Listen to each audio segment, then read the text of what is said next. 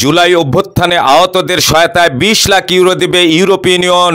জুলাই গণ অভ্যুত্থানে সহিংসতায় মারাত্মকভাবে আহত ব্যক্তিদের সহায়তায় ২০ লাখ ইউরো দেবে ইউরোপীয় ইউনিয়ন।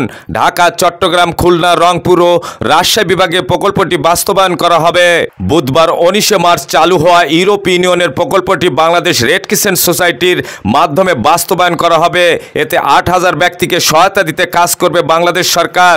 ইউরোপীয় ইউনিয়ন দূতাবাস জানিয়েছে, the pathways to healing a survivor centred approach to address violation and human rights violation প্রকল্পে ২০ লাখ ইউরো বরাদ্দ দিয়েছে ইউ।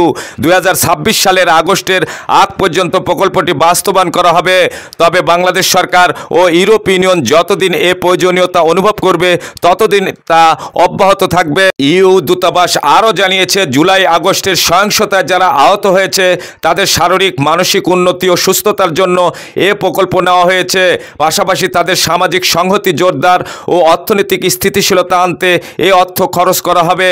ঢাকা, চট্টগ্রাম, খুলনা, রংপুর ও রাজশাহী বিভাগে প্রকল্পটি বাস্তবায়ন করা হবে।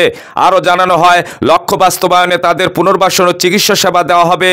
এছাড়া যারা শারীরিক প্রতিবন্ধকতার মুখোমুখি হবেন তাদের সহায়ক উপকরণ সরবরাহ করা হবে।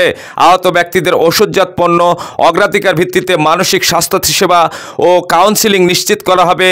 এছাড়া উপার্জন খাতে বৈচিত্র্য আনতে সহায়তা করা হবে বলে জানিয়েছে ইউরোপীয় ইউনিয়ন দূতাবাস।